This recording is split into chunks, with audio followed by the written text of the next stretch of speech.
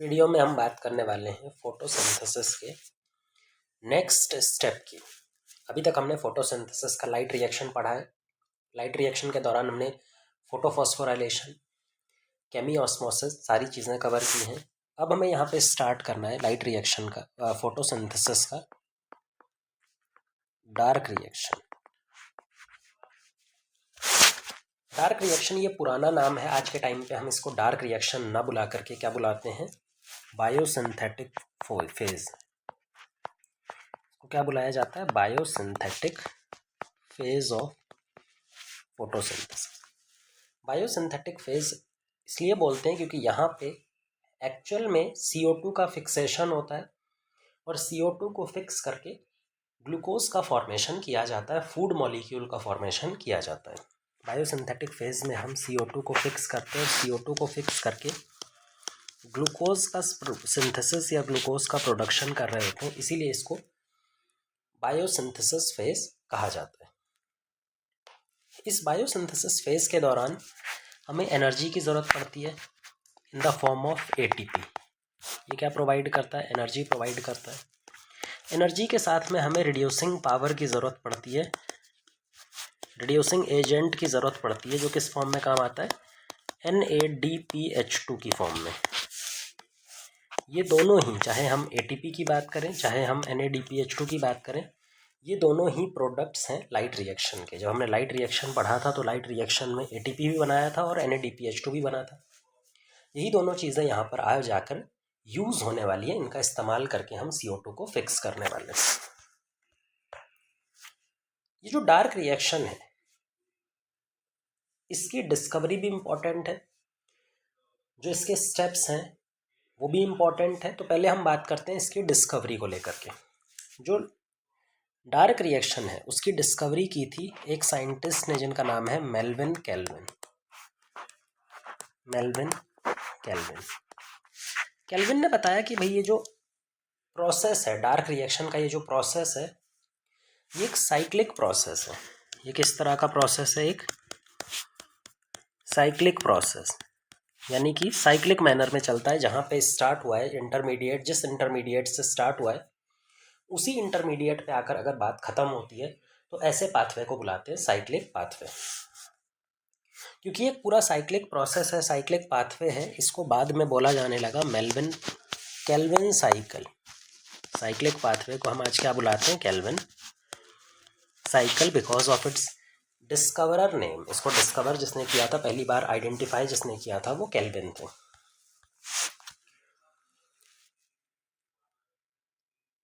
Kelvin ने कुछ special techniques का इस्तेमाल किया, कुछ मॉडल ऑर्गेनिज्म का इस्तेमाल किया होगा। भाई फोटोसिंथेसिस पढ़ने के लिए उन्होंने कुछ ऑर्गेनिज्म का इस्तेमाल किया होगा, कुछ टेक्निक्स का इस्तेमाल किया होगा।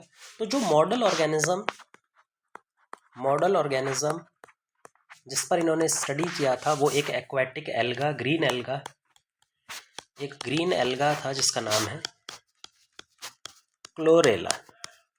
जिसका नाम क्या था, क्लोरेला। ये एक एक्वाटिक यूनिसेल्युलर ग्रीन एल्गी होता है और ये हमें याद रखना है, इनका मॉडल ऑर्गेनिज्म, क्योंकि फोटोसिंथेसिस में बहुत सारे साइंटिस्ट ने अपने अपने वर्क किए और उन्होंने वर्क करने के लिए अलग अलग मॉडल ऑर्गेनिज्म चूज किए थे। मॉडल ऑर्गेनिज्म के साथ में किन टेक्निक्स का इन्होंने इस्तेमाल किया वो भी इम्पॉर्टेंट है, कि भाई इस ऑर्गेनिज्म के ऊपर में जिस टेक्निक्स का इन्होंने इस्तेमाल किया वो भी इम्पॉर्टेंट है। जिसमें इन्होंने दो इम्पॉर्टेंट टेक्निक्स का इस्तेमाल किया था। पहला है क्रोमैटोग्राफी। क्रोमैटोग्राफी एक ऐसी टेक्निक होती है जिससे हम सेपरेट करते हैं किसी सिंगल मॉलिक्यूल को एक मिक्सचर में से।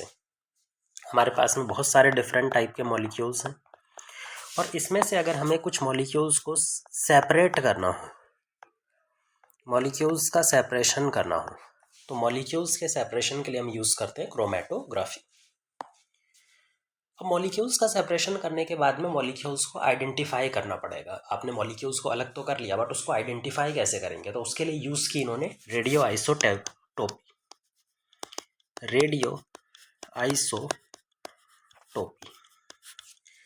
ये दो टर्म से मिलकर के बना है। रेडियो मतलब रेडियो एक्टिविटी से रिलेटेड, रेडियो एक्टिविटी से रिलेटेड। आइसोटोप्स मतलब रेडियो एक्टिव आइसोटोप्स इन्होंने इस्तेमाल किए। रेडियो एक्टिव आइसोटोप्स ऐसे आइसोटोप होते हैं, किसी एलिमेंट्स के ऐसे फॉर्म होते हैं जो रेडिएशंस रिलीज करते हैं अपने आप। भाई आइसोटोप्स क्या होते हैं? एक सिंगल एलिमेंट के अलग अलग फॉर्म्स, और कुछ फॉर्म्स उनमें से रेडियो एक्टिव होते हैं जिनको हम रेडियो आइसोटोप्स बुलाते हैं। जिन रेडियो आइसोटोप का इन्होंने इस्तेमाल किया वो थे C14 आइसोटोप। C14 आइसोटोप, जो C14 आइसोटोप है ये C12 का आइसोटोप है। भाई कार्बन में दो फॉर्म्स हमने यहाँ पे लिखी हैं, C12 और C14। ये रेडियो आइसोटोप नहीं होता, बल्कि ये रेडियो आइसोटोप होता है। C14 जो है वो रेडियो आइसोटोप होता है। तो इन्होंने यहाँ पर C14 का इस्तेमाल किया। C14 का इस्तेमाल करके इन्होंने करा क्या? इन्होंने इस C14 से CO2 का फॉर्मेशन किया। जो आइसोटोप्स होते हैं ना, उनकी फिजिकल प्रॉपर्टीज़ भले से अलग हो, लेकिन उनकी केमिकल प्रॉपर्टीज़ हमेशा सेम होती है। अगर इनकी केमिकल प्रॉपर्टीज़ सेम है तो ये वाला जो CO2 बनाता है C12O2, क्या ये भी तो CO2 बना सकता है? C14O2 बिल्कुल। तो जैसे यहाँ पर CO2 बन रहा था, C12 को यूज़ करके इन्होंने यहाँ पर रेडियो आइसोटोप कार्बन का इस्तेमाल करके क्या बनाया? CO2 बनाया। और इस CO2 को इस्तेमाल करके इन्होंने डार्क रिएक्शन में, बायोसिंथेटिक रिएक्शन में फिक्स किया इन द क्लोरेला ऑर्गेनिज्म। तो इन दो टेक्निक्स का इस्तेमाल इन्होंने किया। जब हम आइसोटोप्स का इस्तेमाल किया तो इनको पहले क्या पता लगेगा कि भाई फर्स्ट स्टेबल प्रोडक्ट, जो साइक्लिक प्रोसेस चलता है उसमें सबसे पहला stable product, first stable product क्या मिला इनको? 3 कार्बन का ऑर्गेनिक एसिड। 3 कार्बन का ऑर्गेनिक एसिड। ये जो 3 कार्बन का ऑर्गेनिक एसिड इनको मिला वो कुछ नहीं था, वो 3PGA, 3-फॉस्फोग्लिसरिक एसिड इनको मिला। तो जो पहला प्रोडक्ट है भाई, किसी भी साइकिल में क्या होता है, बहुत सारे इंटरमीडिएट्स होते हैं। किसी भी साइक्लिक पाथवे में क्या होते हैं, बहुत सारे इंटरमीडिएट्स होते हैं, जिसमें बाहर से कोई मॉलिक्यूल आ रहा है CO2, ये हमारा है एक्सेप्टर जो CO2 को एक्सेप्ट करेगा, और ये है फर्स्ट प्रोडक्ट। ठीक है, फर्स्ट प्रोडक्ट। तो जो फर्स्ट प्रोडक्ट हमको मिला, क्योंकि यहाँ पे C14 था, तो जब C14 इस वाले इंटरमीडिएट में जाएगा तो ये भी रेडियो एक्टिव हो जाएगा। इन्होंने फर्स्ट स्टेबल प्रोडक्ट को आइडेंटिफाई किया इन द फॉर्म ऑफ 3 कार्बन का एक ऑर्गेनिक एसिड जिसका नाम है 3PGA। 3 कार्बन का एक ऑर्गेनिक एसिड जिसका नाम क्या है? 3PGA। अब क्योंकि पहला स्टेबल प्रोडक्ट 3 कार्बन का ऑर्गेनिक एसिड था, इसीलिए केल्विन साइकिल का एक और नाम दिया जाता है C3 साइकिल। केल्विन साइकिल को एक और नाम हम क्या देते हैं आज के टाइम पे? C3 cycle. साइक्लिक पाथवे का ना इम्पॉर्टेंट टर्म है ये बेटा। किसी भी साइक्लिक पाथवे का जो पहला स्टेबल प्रोडक्ट होता है ना, उसके बेसिस पे उसका नाम दिया जाता है। जैसे यहाँ पे हम क्या कर रहे हैं, पहला स्टेबल प्रोडक्ट क्या है हमारे पास? पहला स्टेबल प्रोडक्ट है C3 एसिड। तो इस साइकिल का नाम क्या पड़ गया? C3 cycle. अब प्रॉब्लम यहाँ पर आती है कि भाई हमने ये पहला स्टेबल प्रोडक्ट देखा, इसके बाद ये इंटरमीडिएट चेंज होगा, इसमें हम इसको आइडेंटिफाई करेंगे, इसके बाद ये चेंज होगा, इसमें हम इसको आइडेंटिफाई करेंगे, इसके बाद ये चेंज होगा, इसमें हम इसको आइडेंटिफाई करेंगे। जबकि जो एक्सेप्टर मॉलिक्यूल था, जो पहला मॉलिक्यूल था इस पूरे इंटरमीडिएट में, वो तो हम लास्ट में आइडेंटिफाई कर सकते हैं। जब C14 सारे इंटरमीडिएट से होता हुआ एक बार होता हुआ एक्सेप्टर तक वापस जाएगा, तब हमें एक्सेप्टर के बारे में पता लगेगा। तो इस साइकिल में सबसे मुश्किल जो पता लगाना है वो किस मॉलिक्यूल के बारे में पता लगाना है? एक्सेप्टर मॉलिक्यूल के बारे में। तो केल्विन को भी एक्सेप्टर मॉलिक्यूल के बारे में पता लगाने में काफ़ी ज़्यादा टाइम लगा। सबसे मुश्किल इसी को आइडेंटिफाई करना होता है। अच्छा, जब आइडेंटिफाई नहीं कर सकते तो साइंटिस्ट क्या करते हैं, गैस करते हैं। साइंटिस्ट क्या करेंगे, गैस करेंगे कि भाई एक्सेप्टर मॉलिक्यूल, जो एक्सेप्टर मॉलिक्यूल होगा C3 साइकिल का, केल्विन साइकिल का जो एक्सेप्टर मॉलिक्यूल होगा वो क्या होगा, कौन सा मॉलिक्यूल एक्सेप्टर की तरह बिहेव करना चाहिए। तो उसमें ना साइंटिफिक गैस आ जाता है। अब साइंटिस्ट के बारे में अब आप भी खुद सोचिए, एक एक्सेप्टर है हमारे पास, इसने CO2 को एक्सेप्ट किया और ये कन्वर्ट हो गया 3 कार्बन एसिड में। जो हमारा प्रोडक्ट है वो 3 कार्बन का है, जो एक रिएक्टेंट है वो 1 कार्बन का है। तो ये जो दूसरा रिएक्टेंट है एक्सेप्टर मॉलिक्यूल, ये कितने कार्बन का होना चाहिए लॉजिकली। तो लॉजिकली आप भी सोचेंगे तो आप बोलेंगे भाई ये वाला जो मॉलिक्यूल है, एक्सेप्टर मॉलिक्यूल जो है, ये लॉजिकली 2 कार्बन का होना चाहिए। तो अर्लीस्ट गैस जो थे इस मॉलिक्यूल के बारे में, जो अर्लीस्ट गैस लोगों ने किए वो क्या बताया कि भाई 2 कार्बन का कोई मॉलिक्यूल ये होना चाहिए। पर जब केल्विन ने फाइनली इसको प्रूव किया, जब केल्विन ने फाइनली इसको आइडेंटिफाई किया, काफ़ी टाइम लगा, तो वहाँ पे पता लगा कि भाई ये 2 कार्बन का मॉलिक्यूल तो है ही नहीं। ये कितने कार्बन का मॉलिक्यूल था, 5 कार्बन का। ये कितने कार्बन का मॉलिक्यूल था, टोटल 5 कार्बन का। कमाल की बात है। ये 1 कार्बन खुद के इसके पास है, 5 कार्बन इसके पास है, दोनों जुड़ने के बाद में एक 3 कार्बन का मॉलिक्यूल बना रहे हैं। कैसे पॉसिबल है ये बताते हैं। लेकिन पहले भी याद रखो कि ये 5 कार्बन का जो मॉलिक्यूल था इसका नाम है RUBP। इसकी फुल फॉर्म होती है 1,5 राइबोलोज बिसफॉस्फेट। 1,5 राइबोलोज बिसफॉस्फेट, ये इसको हम राइबोलोज 1,5 बिसफॉस्फेट भी बुला दो, उसमें कोई फर्क नहीं पड़ेगा। 2 फॉस्फेट ग्रुप है और एक कीटोस शुगर है। ये एक्चुअल में है क्या, ये कीटोस शुगर। जो शुगर होती है, कार्बोहाइड्रेट होते हैं, वो 2 तरह के होते हैं, एक कीटोस कीटोन टाइप के और दूसरे एल्डोज एल्डिहाइड टाइप के। तो जो कीटोस शुगर है वो RUBP 1,5 राइबोलोज बिसफॉस्फेट कीटोस शुगर है। ये प्राइमरी एक्सेप्टर है C3 साइकिल का।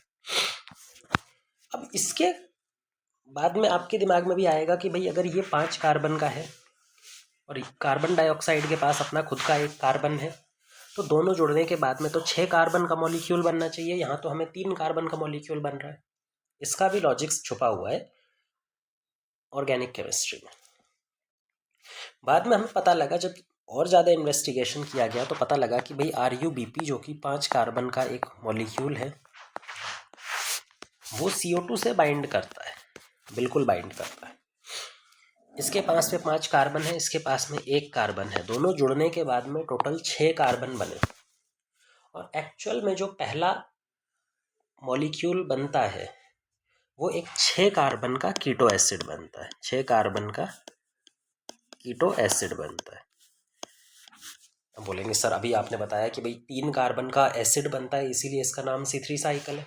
अब आप अपनी बात को कॉन्ट्राडिक्ट कर रहे हैं कि 6 कार्बन का एक एसिड बनता है, कीटो एसिड बनता है। तो दिक्कत ये है कि ये जो मॉलिक्यूल है ये स्टेबल नहीं है, ये बनते ही ब्रेक हो जाता है, ये बनते ही 2 मॉलिक्यूल्स में स्प्लिट हो जाता है और 2 मॉलिक्यूल्स जो ये बनाता है वो स्टेबल मॉलिक्यूल है। ये टोटल 6 कार्बन का है और ये स्प्लिट होके 3 कार्बन के 2 मॉलिक्यूल्स यानी कि 3 PGA का फॉर्मेशन कर देता है, 3-फॉस्फोग्लिसरिक एसिड का फॉर्मेशन कर देता है। तो अब बताइए भाई, फर्स्ट प्रोडक्ट भले से 6 कार्बन का कीटो एसिड है, लेकिन पहला स्टेबल प्रोडक्ट किसको बोलेंगे, फर्स्ट स्टेबल प्रोडक्ट।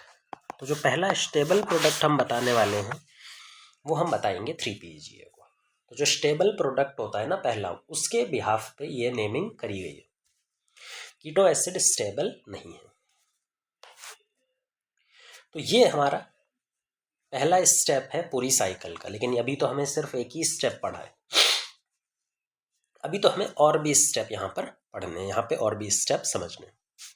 तो यहाँ पे हम कंप्लीट जो केल्विन साइकिल है कंप्लीट, जो C3 साइकिल है, उसको एक बार में लिख करके ख़त्म करते हैं। जो केल्विन साइकिल होती है वो चलती है RuBp, 5 कार्बन का शुगर है, कंबाइन होता है CO2 के साथ में। याद रखिए RuBp कभी भी CO2 के साथ डायरेक्ट कंबाइन नहीं होता है। CO2 और वाटर कंबाइन होके बना देते हैं HCO3 negative ion, bicarbonate ion. और ये जो बाइकार्बोनेट आयन है ये एक्चुअल में कंबाइन होता है। तो आप कभी भी डायरेक्टली CO2 को ऐड नहीं करेंगे RuBp के साथ, CO2 के साथ हमेशा वाटर को ऐड करेंगे। ठीक है, एक molecule of CO2 combines with एक मॉलिक्यूल ऑफ वाटर और दोनों मिल करके RuBp से बाइंड करते हैं। जब ये RuBp से बाइंड करते हैं तो हमें क्या मिलता है, 2 मॉलिक्यूल्स ऑफ 3PGA। हम तो डायरेक्ट यही लिखेंगे भाई, हम तो स्टेबल प्रोडक्ट की बात करेंगे। तो हमें 2 मॉलिक्यूल्स मिलते हैं किसके, 3PGA, 3 फॉस्फोग्लिसरिक एसिड के 2 मॉलिक्यूल्स टोटल हमें यहाँ पे मिल जाते हैं। ये जो स्टेप है ये सबसे पहला स्टेप है केल्विन साइकिल का, सबसे क्रूशियल स्टेप है केल्विन साइकिल का, क्योंकि किसी भी साइकिल का सबसे इम्पॉर्टेंट स्टेप उसका पहला स्टेप होता है। अगर वही प्रॉपरली नहीं होगा तो आगे के स्टेप की होने के चांसेस ही खत्म हो जाएंगे। ये जो पहला स्टेप है इसको हम कार्बोक्सिलेशन फेज भी बोलते हैं।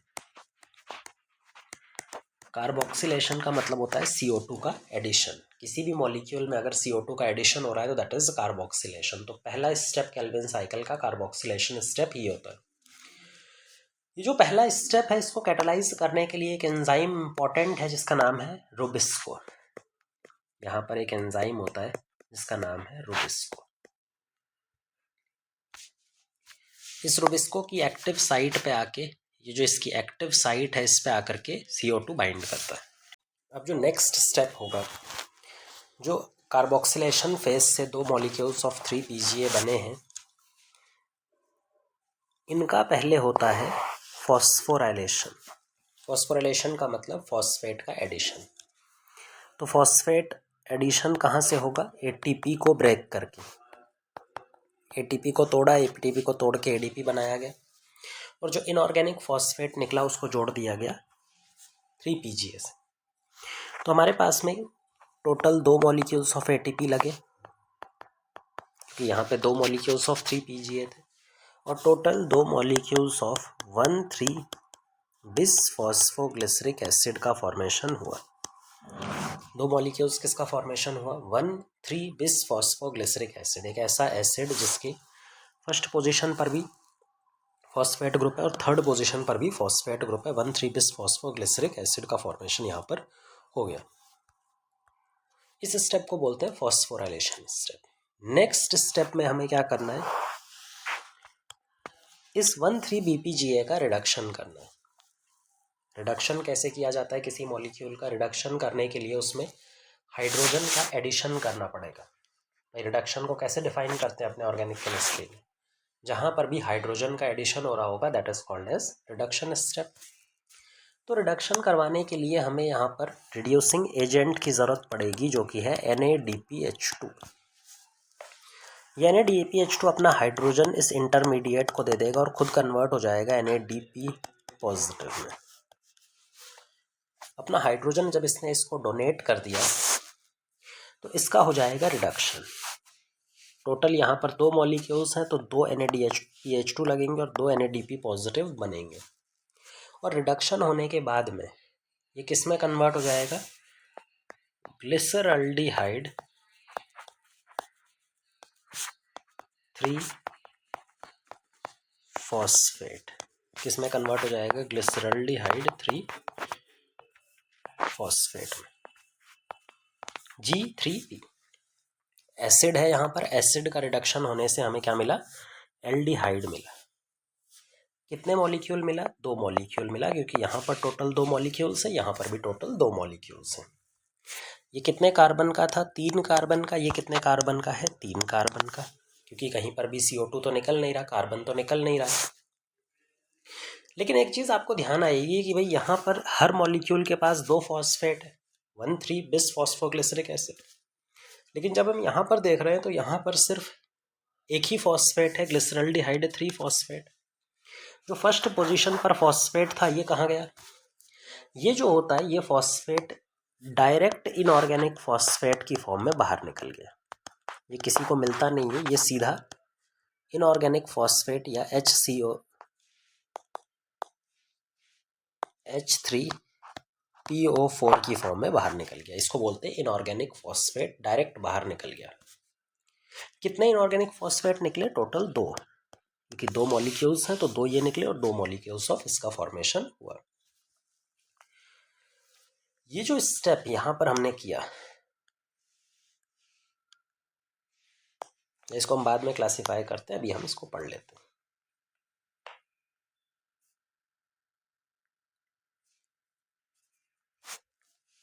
ये जो स्टेप यहां से लेकर यहां तक चला, this step is called second step, reduction step. Second step जिसको हम क्या बोलेंगे? रिडक्शन स्टेप कह करके बुलाएंगे, जहां पर 2 मॉलिक्यूल्स ऑफ 3 PGA से पहले वो फॉस्फोराइलेशन होता है 2 मॉलिक्यूल्स ऑफ 1,3 BPGA, फिर डीफॉस्फोराइलेशन और रिडक्शन, उससे ग्लिसरल्डिहाइड 3 फॉस्फेट बनता है। अच्छा, ये जो ग्लिसरल्डिहाइड 3 फॉस्फेट बना है इसके कितने मॉलिक्यूल्स हैं? 2 मॉलिक्यूल्स, और हर मॉलिक्यूल के पास में कितने कार्बन है? 3 कार्बन। टोटल कार्बन कितने हो गए? 6 कार्बन। टोटल कार्बन कितने अभी हमारे पास में? 6 कार्बन। इस 6 कार्बन में से एक कार्बन का रिमूवल हो जाता है फॉर शुगर सिंथेसिस। एक कार्बन को रिमूव करके किस में चला जाता है? वो शुगर सिंथेसिस। शुगर सिंथेसिस मतलब ग्लूकोज सिंथेसिस, फूड मॉलिक्यूल का सिंथेसिस। कितने कार्बन? एक कार्बन बाहर निकल गया। जब एक कार्बन बाहर निकल गया तो 6 कार्बन से जब हम एक को माइनस कर देंगे तो टोटल कितने बचे? 5 कार्बन। वो 5 कार्बन आपस में रीअरेंज होंगे थ्रू मल्टीपल स्टेप्स। वो क्या होंगे? रीअरेंज होंगे थ्रू मल्टीपल स्टेप्स, जिनके बारे में हमें पढ़ने की जरूरत नहीं है। रीअरेंज होने के बाद में ये कन्वर्ट हो जाएंगे RUMP में, राइब्यूलोज मोनोफॉस्फेट। Ribulose monophosphate.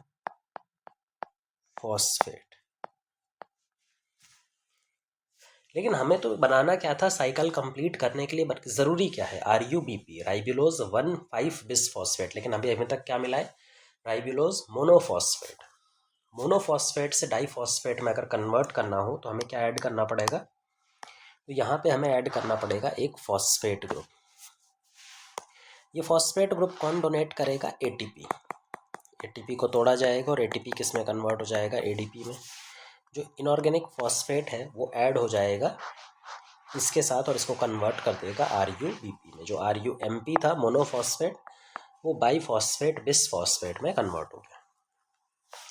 जो लास्ट स्टेप है इसको एक और नाम दिया जाता है रीजनरेशन स्टेप। इसको एक और नाम दिया जाता है, थर्ड फेज को, रीजनरेशन स्टेप। रीजनरेशन इसलिए जरूरी है कि विदाउट रीजनरेशन आप साइकिल को दोबारा नहीं चला पाएंगे। भाई एक बार तो साइकिल चल गई, लेकिन जब एक बार साइकिल चली है तो जो एक्सेप्टर मॉलिक्यूल था वो तो यूज़ हो गया। अगर दोबारा साइकिल चलानी है तो हमें एक्सेप्टर मॉलिक्यूल को वापस से रीजनरेट करना ज़रूरी है, कंपलसरी है। तो कभी भी साइकिल को अगर कॉन्टीन्यूसली चलाना हो, कॉन्टीन्यूटी ऑफ साइकिल मेंटेन करनी हो, तो वहाँ पर रीजनरेशन स्टेप काफ़ी इम्पोर्टेंट हो जाता है। तो 3 स्टेप में पूरा C3 साइकिल ऑपरेट करता है: carboxylation phase, reduction phase and regeneration phase. एक एक करके इनके बारे में कुछ पॉइंट्स लिखते हैं। पहला स्टेप है carboxylation phase. Carboxylation phase, carboxylation phase के दौरान CO2 का वाटर का मिल करके फिक्सेशन होता है with the help of RUBP। यहाँ पर एक एंजाइम लगता है जिसका नाम है रुबिस्को। रुबिस्को जो है वो धरती पर पाया जाने वाला मोस्ट अबंडेंट प्रोटीन या मोस्ट अबंडेंट एंजाइम है। अगर पूरे प्रोटीन या फिर एंजाइम की बात करें तो मोस्ट अबंडेंट प्रोटीन भी रुबिस्को ही होता है, और मोस्ट अबंडेंट एंजाइम की बात करें तो वो भी हमारा रुबिस्को ही होता है। और ये किस में हेल्प करता है? प्लांट्स के अंदर C3 साइकिल करवाने में, सबसे पहला स्टेप करवाने में हेल्प करता है। कार्बोक्सिलेशन फेज के दौरान एक मॉलिक्यूल ऑफ CO2 फिक्स होता है एक मॉलिक्यूल ऑफ RuBP के साथ। किसके साथ फिक्स होता है? एक मॉलिक्यूल ऑफ CO2 एक मॉलिक्यूल ऑफ RuBP के साथ।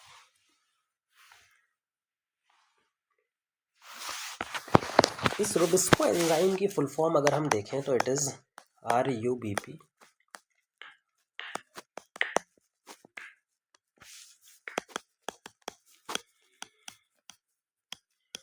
Carboxylase oxygenase. जो यहाँ पे लास्ट के दो वर्ड्स हैं C और O, C किसको रिप्रेजेंट करता है? कार्बोक्सिलेज, और O किसको रिप्रेजेंट कर रहा है? ऑक्सीजनेज। कार्बोक्सिलेज का मतलब है ये जो एंजाइम है ये CO2 के साथ भी बाइंड कर सकता है और ऑक्सीजन के साथ भी बाइंड कर सकता है। ऐसा एंजाइम जो अपनी एक्टिव साइट पे CO2 को भी बाइंड करा सकता है और ऑक्सीजन को भी बाइंड करा सकता है, ऐसे एंजाइम को बोलते हैं बाई फंक्शनल एंजाइम या फिर dual functioning enzyme. Dual functioning enzyme. इसका डुअल फंक्शनैलिटी हमारे लिए अभी एक और जगह पर काम आएगी, जब हम C2 साइकिल C4 साइकिल पढ़ेंगे तो उनमें भी इसका रोल आएगा। लेकिन अभी के लिए हमें याद रखना है कि जब ये CO2 से बाइंड करता है तो कार्बोक्सिलेज एक्टिविटी शो करता है, और जब O2 से बाइंड करता है तो ऑक्सीजनेज एक्टिविटी ये शो कर रहा होता है। ये हो गया कार्बोक्सिलेशन स्टेप। कार्बोक्सिलेशन स्टेप के बाद में दूसरा स्टेप आता है रिडक्शन स्टेप।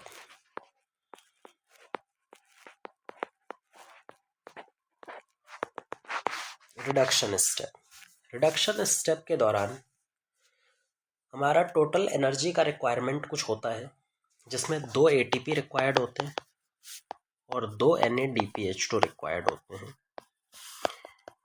पर CO2 फिक्स्ड। हर CO2 के फिक्सेशन के लिए टोटल 2 ATP और 2 NADPH2 की ज़रूरत हमें रिडक्शन स्टेप में पड़ती है, जो हम यहाँ पर देख सकते हैं कि भाई यहाँ पर 2 ATP यूज़ हो रहे हैं, यहाँ पर 2 NADPH2 यूज़ हो रहे हैं। किस स्टेप में? रिडक्शन स्टेप में। कार्बोक्सिलेशन फेज में देखें तो वहाँ पर कोई ATP यूज़ नहीं हो रहा है और कोई NADPH2 भी यूज़ नहीं हो रहा है,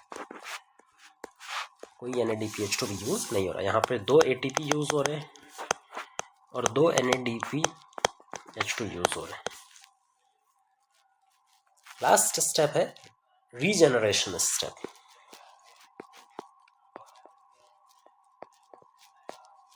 last step is regeneration step. Regeneration step की जो क्रूशियलिटी है, जो इम्पोर्टेंस है, वो कंटिन्यूटी ऑफ साइकिल को मेंटेन करने के लिए। भाई साइकिल तभी कंटिन्यूस रहेगी, कंटिन्यूसली चलेगी, जब हमारे पास में RuBP जो प्राइमरी एक्सेप्टर मॉलिक्यूल है वो बार बार हमारे पास में अवेलेबल होगा। अगर वो ख़त्म हो गया तो फिर साइकिल आगे चलने वाली नहीं है। रीजनरेशन को मेंटेन करने के लिए एनर्जी रिक्वायरमेंट की बात करें तो 1 ATP की ज़रूरत पड़ती है और 0 NADPH2 की ज़रूरत पड़ती है।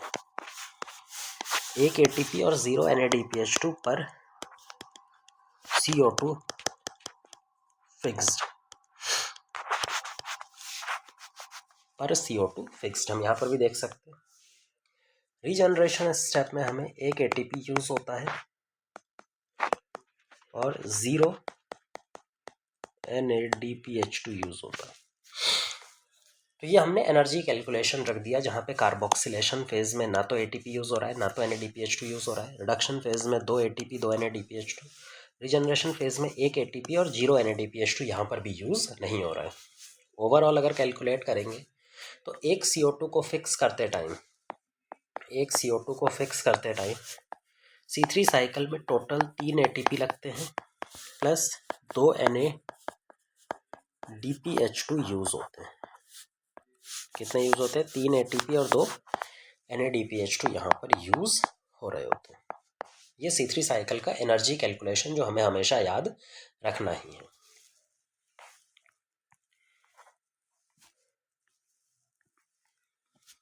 ये हो गया हमारा C3 साइकिल कंप्लीट।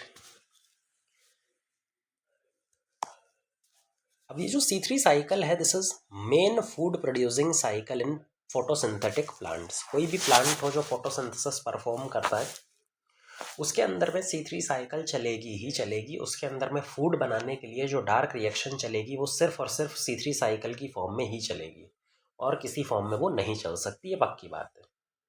किस फॉर्म में चलेगी? वो हमेशा C3 साइकिल की फॉर्म में ही वो चलेगी। लेकिन यहाँ पर एक प्रॉब्लम है।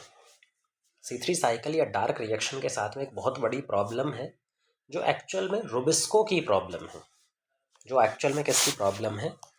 रुबिस्को की प्रॉब्लम। आप बोलेंगे सर रुबिस्को एक एंजाइम है जो कि फोटोसिंथेसिस करवा रहा है, तो रुबिस्को में प्रॉब्लम कहाँ से आ गई? रुबिस्को के साथ में क्या प्रॉब्लम है और कैसे इसको प्लांट्स डील करते हैं वो भी बता दीजिए। रुबिस्को जो है वो बाई फंक्शनल एंजाइम है, डबल फंक्शनिंग एंजाइम है। रुबिस्को जो एंजाइम है, this is a dual functioning enzyme. Dual functioning का मतलब है ये CO2 के साथ बाइंड करके कार्बोक्सिलेज एक्टिविटी भी शो कर सकता है और ऑक्सीजनेज एक्टिविटी भी शो कर सकता है। CO2 से भी बाइंड कर सकती है इसकी एक्टिव साइट, और ऑक्सीजन से भी। अगर हम ये रुबिस्को बना दें और ये इसकी एक्टिव साइट बना दे, ये इसकी एक्टिव साइट बना दे, तो इसकी एक्टिव साइट इससे भी बाइंड कर जाती है, इससे भी बाइंड कर जाती है। अगर वो दोनों से एक साथ बाइंड करने की कैपेबिलिटी रखती है, मतलब किससे बाइंड करेगा ये कैसे डिसाइड होगा? ये डिपेंड करता है इनके रिलेटिव कंसंट्रेशन डिफरेंस पे। जिसकी कंसंट्रेशन ज़्यादा होगी उसके कंसंट्रेशन के हिसाब से वो उस मॉलिक्यूल से बाइंड कर जाएगा। पर यहाँ पर प्रॉब्लम है फिर से, भाई एटमॉस्फेयर में CO2 का परसेंटेज कितना होता है, और रिलेटिवली अगर हम ऑक्सीजन के परसेंटेज की बात करें तो वो बताओ कितना होता है। तो CO2 का परसेंटेज तो 1% भी नहीं है, और अगर हम ऑक्सीजन के परसेंटेज की बात करते हैं तो ऑक्सीजन का परसेंटेज 70% या उससे ज़्यादा होता है। तो एटमॉस्फेयर में तो हमेशा CO2 बहुत बहुत कम रहती है ऑक्सीजन के कंपैरिजन में। तो अगर ये जो बाइंडिंग है वो सिर्फ और सिर्फ कंसंट्रेशन पर डिपेंड करती, तो कभी भी रुबिस्को को CO2 से बाइंड ही नहीं करना चाहिए, लेकिन वो करता है, तभी तो फोटोसिंथेसिस करता है, C3 साइकिल करता है। इसका मतलब एक और फैक्टर यहाँ पे काम कर रहा होता है जिसका नाम है एफिनिटी फैक्टर। जो रुबिस्को की एफिनिटी होती है ना वो डिफरेंट होती है। रुबिस्को की एफिनिटी CO2 के साथ में बहुत ज़्यादा होती है, बहुत ही ज़्यादा होती है एज कम्पेयर टू ऑक्सीजन। तो भले से CO2 का कंसंट्रेशन ऑक्सीजन से कम है, पर एफिनिटी वो जिसको पसंद करता है वो कौन है? CO2।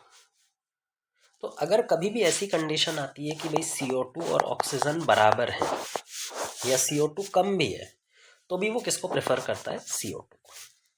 वो कार्बोक्सिलेज एक्टिविटी दिखाने के लिए प्रेफर करता है। उसका जो नेचर है उसकी एफिनिटी ज़्यादा किसके तरफ होती है? कार्बन डाइऑक्साइड की तरफ ज़्यादा होती है। कार्बोक्सिलेज एक्टिविटी दिखाना वो प्रेफर करता है। तो फिर ऑक्सीजनेज एक्टिविटी वो कब शो करेगा?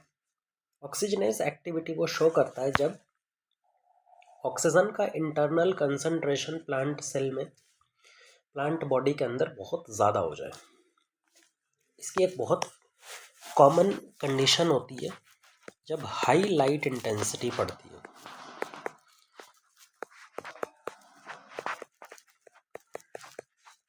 जब बहुत ज़्यादा हाई लाइट इंटेंसिटी पत्तों के ऊपर, लीफ के ऊपर पड़ती है, तो उस कंडीशन में ये होने के चांसेस बहुत ज़्यादा बढ़ जाते हैं। इसका रीज़न क्या है? मान लो ये हमारे पास में पत्ता है और यहाँ पे इसके स्टोमेटा प्रेजेंट है। हाई लाइट इंटेंसिटी के दौरान लाइट इंटेंसिटी जब ज़्यादा होती है तो ये अपने स्टोमेटा को क्या करता है? क्लोज। सारे के सारे स्टोमेटा क्लोज हो जाते हैं। अच्छा, स्टोमेटा क्लोज होने के बाद में भी जो यहाँ पे लीफ के अंदर में क्या चल रहा है, फोटोसिंथेसिस।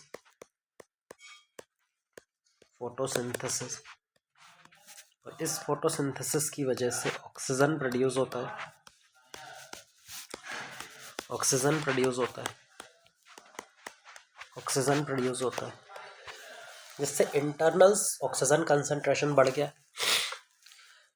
पर वाटर लॉस को बचाने के लिए स्टोमेटा तो बंद है, तो क्या बाहर से कोई CO2 अंदर आ पाएगा? नहीं। बाहर से क्या CO2 अंदर आ पाएगा? नहीं। क्या अंदर से कोई CO2 बाहर जा पाएगा? नहीं। क्या अंदर से कोई CO2 बाहर जा पाएगा? नहीं। क्या अंदर से कोई CO2 बाहर जा पाएगा? नहीं। इससे होता क्या है, हाई लाइट इंटेंसिटी की कंडीशन में प्लांट के अंदर ऑक्सीजन ट्रैप हो जाती है और जो CO2 है वो वहाँ पे एंटर नहीं कर पाती, जिसकी वजह से जो कंसंट्रेशन डिफरेंस है ऑक्सीजन और CO2 का वो बहुत ज़्यादा बड़ा हो जाता है। और इस कंडीशन में प्लांट किसकी तरह बिहेव करने लगता है, जो रुबिस्को एंजाइम है वो ऑक्सीजनेज एक्टिविटी शो करने लगता है। क्या शो करने लगता है? Primarily oxygenase activity. जब ये ऑक्सीजनेज एक्टिविटी शो करता है तो वहाँ पे C3 साइकिल नहीं चलती है। वहाँ पर C3 साइकिल के बजाय एक और दूसरी साइकिल चलती है जिसका नाम है C2 साइकिल। क्या होती है C2 साइकिल? क्यों बोलते हैं इसको C2 साइकिल? इसके स्टेप्स क्या क्या हैं, वो चीज़ें हम अब यहाँ पर डिस्कस करने वाले हैं। जब रुबिस्को RUBP CO2 से बाइंड ना करके ऑक्सीजन से बाइंड करता है तो उस टाइम पर C3 साइकिल चलने की बजाय एक दूसरी साइकिल ऑपरेट करती है जिसका नाम है C2 साइकिल या फोटो रेस्पिरेशन। तो इस वीडियो में हम बात करने वाले हैं फोटो रेस्पिरेशन की, C2 साइकिल की, जिसका दूसरा नाम है फोटो रेस्पिरेशन। फोटो रेस्पिरेशन किस कंडीशन में चलती है, कहाँ पर चलती है और क्या इसका रोल है प्लांट बॉडी में, वो सारी चीज़ें हमें समझनी है। फोटो रेस्पिरेशन पहली बात मीजोफिल सेल में चलती है। मीजोफिल सेल के अंदर में ऑपरेट करती है C2 साइकिल। मीजोफिल सेल के अंदर में कब ऑपरेट करेगी? जब भी हमारे पास रुबिस्को जो एंजाइम है ये ऑक्सीजनेज एक्टिविटी शो कर रहा होता है। ये प्राइमरली क्या शो करने लगे? Oxygenase activity. और ऑक्सीजनेज एक्टिविटी तब देखने को मिलती है जब भी हमारे पास ऑक्सीजन की कंसंट्रेशन प्लांट सेल के अंदर या मीजोफिल सेल के अंदर CO2 के कंपैरिजन में काफ़ी ज़्यादा हो जाए। और ये कंडीशन कब होती है वो हमने पहले ही बता दिया, हाई लाइट इंटेंसिटी के केस में। हाई लाइट इंटेंसिटी, जब भी लाइट इंटेंसिटी ज़्यादा होती है तो ऐसी कंडीशन में प्लांट अपने स्टोमेटा को बंद कर लेता है। स्टोमेटा बंद करने की वजह से जो ऑक्सीजन प्रोड्यूस हो रही है फोटोसिंथेसिस की वजह से दौरान वो बाहर नहीं जा पाती और CO2 एटमॉस्फेयर से अंदर नहीं आ पाता, जिसकी वजह से एक ऐसा एटमॉस्फेयर बन जाता है मीजोफिल सेल के आसपास जहाँ पे ऑक्सीजन की कंसंट्रेशन CO2 से बहुत ज़्यादा होने लगती है। वहाँ पर Rubisco predominantly oxygenase activity show करता है। जब रुबिस्को ऑक्सीजनेज एक्टिविटी शो करता है तो उस टाइम पर मान लीजिए ये RUBP है जो कि 5 कार्बन का एक्सेप्टर मॉलिक्यूल है। यहाँ पर हमारे पास रुबिस्को एंजाइम है, जो एंजाइम हमारा रुबिस्को एंजाइम है ये प्रेजेंट है। लेकिन अब की बार रुबिस्को किसके साथ बाइंड कर रहा है, किसके साथ कंबाइन कर रहा है? ऑक्सीजन मॉलिक्यूल के साथ कंबाइन कर रहा है। याद करिए जब RUBP CO2 के साथ कंबाइन कर रहा था तो हमारे पास दो molecules of 3PGA 3 phosphoglyceric acid के दो मॉलिक्यूल्स एज अ प्रोडक्ट बन रहे थे। लेकिन अब की बार जहाँ पे प्रोडक्ट बनेगा वो एक मॉलिक्यूल तो बनेगा 3PGA का। एक मॉलिक्यूल किसका बनेगा? 3PGA 3 phosphoglyceric acid normal molecule.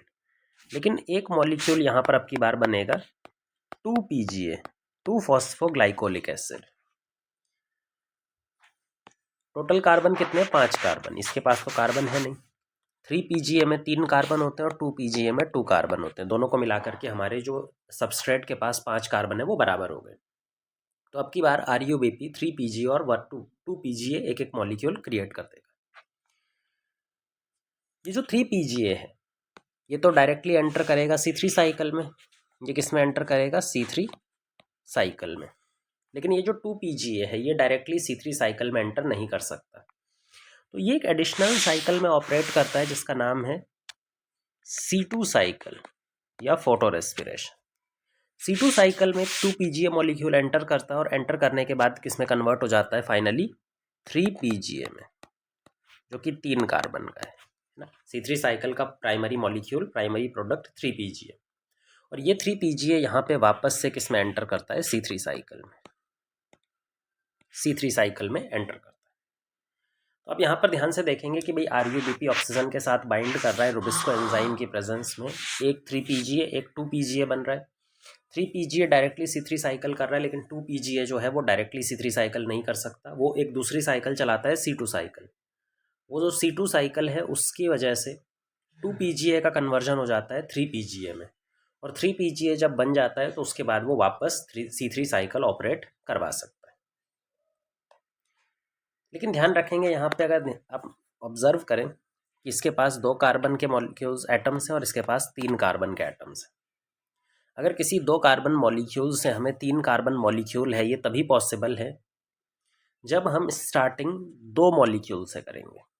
एक C3 साइकिल को चलाने के लिए हम स्टार्टिंग किससे करेंगे, एक मॉलिक्यूल से ना करने की बजाय हम 2 मॉलिक्यूल से करेंगे।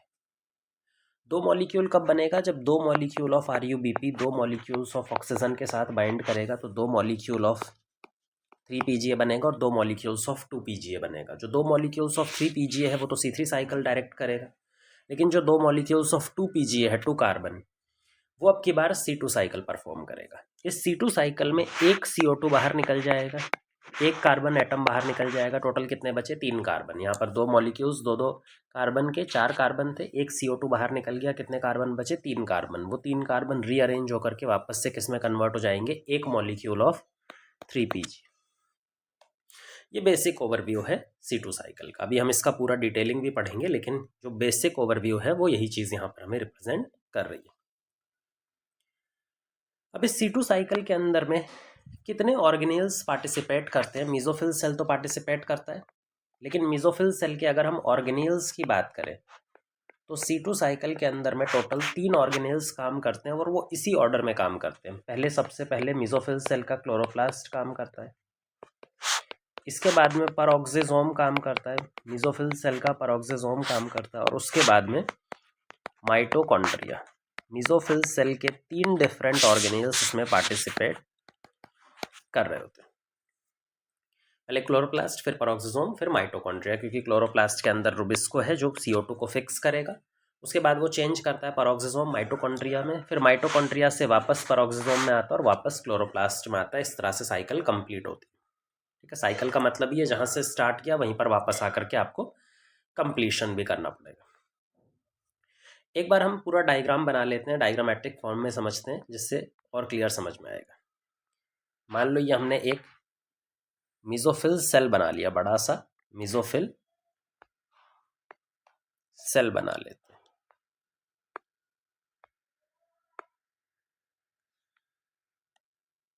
मीजोफिल सेल, इस मीजोफिल सेल के अंदर में 3 डिफरेंट ऑर्गेनेल्स हैं।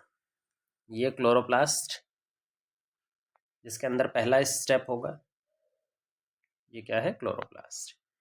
सेकंड स्टेप होगा परऑक्सिसोम में, और लास्ट स्टेप होता है माइटोकॉन्ड्रिया में। ये 3 डिफरेंट ऑर्गेनेल्स जो कि मीजोफिल सेल के ही ऑर्गेनेल्स हैं, माइटोकॉन्ड्रिया, परऑक्सिसोम एंड क्लोरोप्लास्ट। स्टार्ट करते हैं। पहले हमारे पास में है RUBP। रुबिस्को एंजाइम की मदद से अब की बार ऑक्सीजन से कंबाइंड होता है। जो रुबिस्को एंजाइम है उसकी मदद से जब ये RUBP से कंबाइन होता है तो हमें 2 चीज़ें मिलेंगी। एक मिलेगा 3 PGA के मॉलिक्यूल और एक मिलेगा 2 PGA के मॉलिक्यूल। हमें सब कुछ डबल करना है, क्योंकि C2 साइकिल चलाने के लिए 2 मॉलिक्यूल्स ऑफ 2 PGA लगते हैं, तो सब कुछ डबल कर दिया हमने, है ना। ये जो 2-फॉस्फोग्लाइकोलिक एसिड है ये C2 साइकिल में एंटर करेगा। ये 3 PGA तो डायरेक्ट किस में एंटर करेगा, C3 साइकिल में एंटर करेगा। ये जो 2-फॉस्फोग्लिसरिक एसिड है, 2-फॉस्फोग्लाइकोलिक एसिड है, ये डीफॉस्फोराइलेट हो जाएगा। 2 इनऑर्गेनिक फॉस्फेट बाहर निकल गए। इनऑर्गेनिक फॉस्फेट निकलने के बाद में क्या बचा, ग्लाइकोलिक एसिड।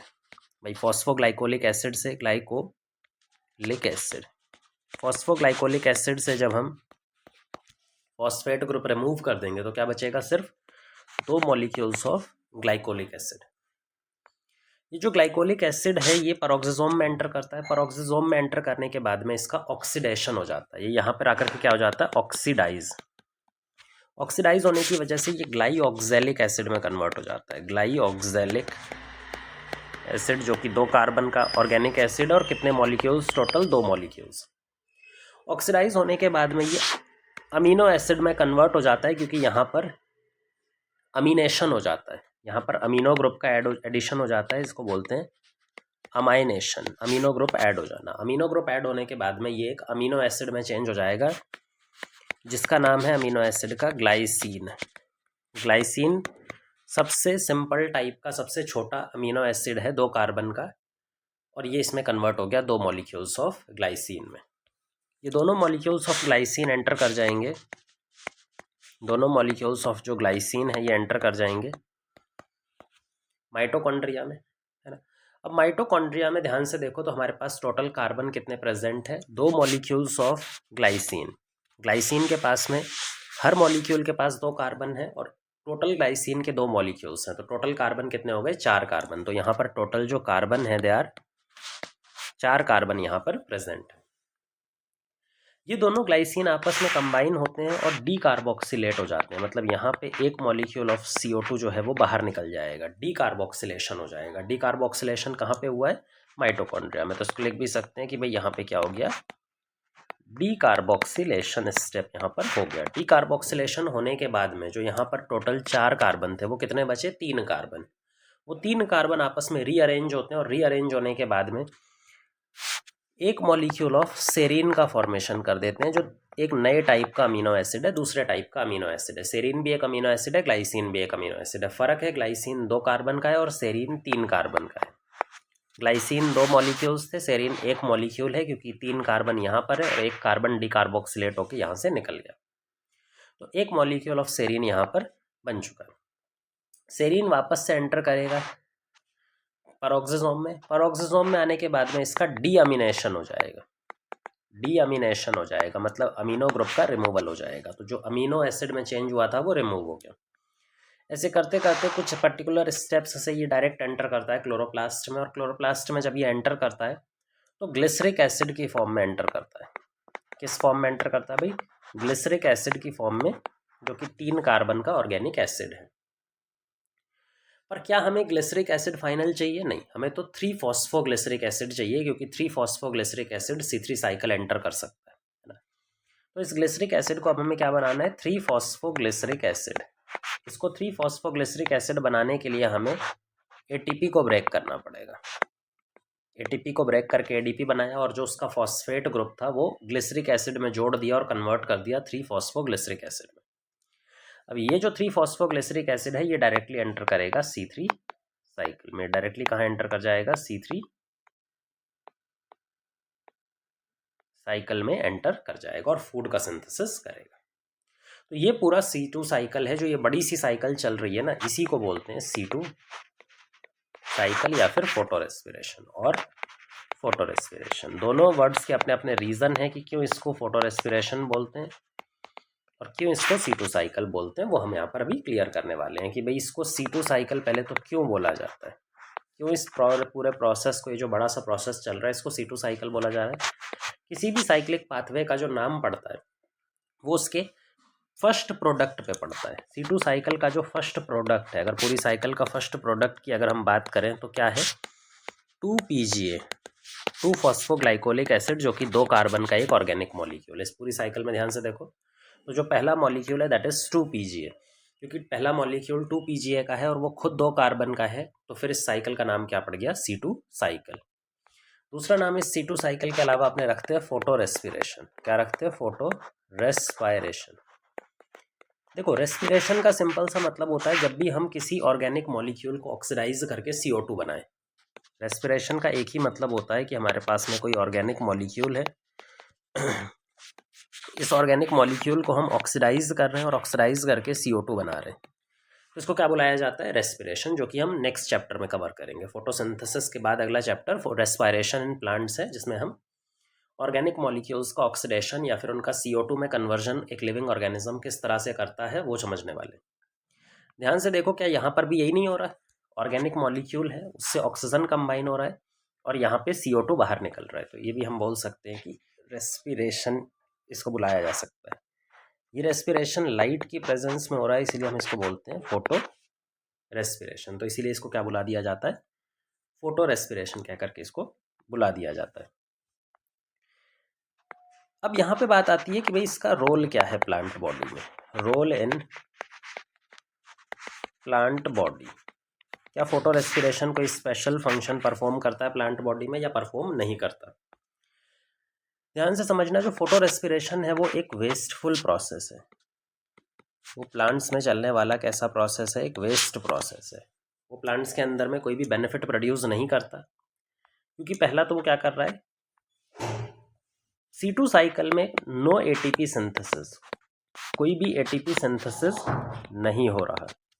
ATP सिंथेसिस मिलता तो भी हमारा फायदा होता, रादर ATP यूटिलाइजेशन हो रहा है। ATP का क्या हो रहा है यहाँ पे, यूटिलाइजेशन, ATP उल्टा यहाँ पे यूज हो जा रहा है।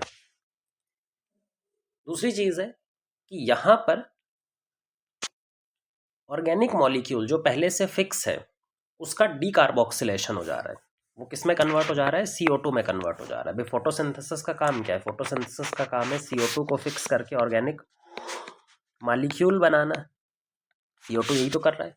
लेकिन फोटो रेस्पिरेशन इसका उल्टा कर रहा है। फोटो रेस्पिरेशन ऑर्गेनिक मॉलिक्यूल को ब्रेक करके उसको ऑक्सीडाइज करके किस में कन्वर्ट कर देता है, CO2 में। तो इससे क्या होगा कि जो CO2 फिक्सेशन रेट है, प्लांट्स इतनी मेहनत से CO2 को फिक्स करके ऑर्गेनिक मॉलिक्यूल बना रहा है और फोटो रेस्पिरेशन उसको ब्रेक करके वापस CO2 में कन्वर्ट कर दे रहा है।